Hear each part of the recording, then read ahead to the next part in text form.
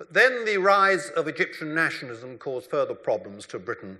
In 1952, there was a revolution in Egypt. The monarchy was removed, and an army junta took power, which rapidly came to be controlled by Colonel Nasser, who established a dictatorship in Egypt. And this posed new and very difficult problems for Britain, which had had a close relationship with Egypt from imperial times, largely due to the need to control, as Britain saw it, the Suez Canal. Now, in 1875, Disraeli had bought shares in the Suez Canal Company for Britain, so that the company became a joint British and French enterprise. And to ensure that the canal was not threatened by Egyptian nationalists, Gladstone's Liberal government in 1882 instituted a temporary, what it called a temporary occupation of Egypt to ensure stability. Now, that temporary occupation lasted 54 years, until 1936. But even after that, Britain had a strong, though undefined, role in Egypt under the Egyptian monarchy, and Britain retained a base in what was called the Suez Canal zone, which was actually quite wide. It stretched from the Red Sea to the Mediterranean and westward almost to Cairo, and that was to protect the Suez Canal. And by 1954, there were 80,000 British troops there. So to that extent, Egyptian independence was limited. Now, there was only one occasion on which the two antagonists in the Suez crisis met, Sir Anthony Eden, the British Prime Minister, and Colonel Nasser, the Egyptian leader, and that was in early 1955. And they had dinner in the British Embassy in Cairo. And Colonel Nasser said he'd always wanted to visit the place from which Egypt had been governed for so many years. And Eden replied, not governed, advised, perhaps.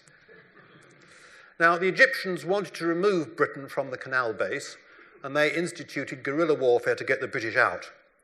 And the Americans also took the view that Britain should leave, because they argued that the British presence encouraged Egypt and other third world countries to believe that the West was still colonialist, and so that helped the Soviet Union, so the Americans argued.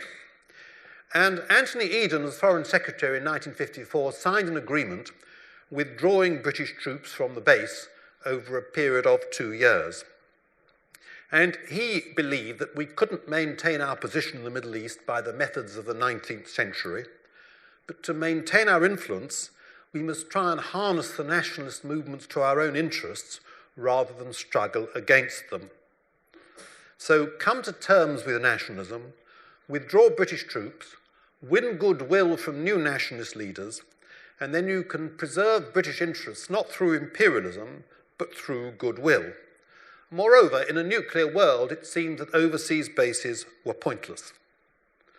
Now, if that failed, there was a safeguard in the treaty, because it said that British troops could return in the case of an attack on Egypt by an outside power or by Turkey. Now, Eden negotiated that agreement in 1954 as Foreign Secretary, and his Prime Minister, Winston Churchill, was very unhappy about it. He thought it was scuttle.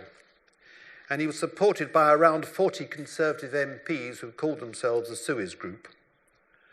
And very remarkably, Churchill's private secretary rang one of them up after the backbencher had made a speech in the Commons and told him that the Prime Minister agreed with the backbencher's criticism of his own government. And Churchill said unkindly to Eden that he had not realised that Munich was on the Nile.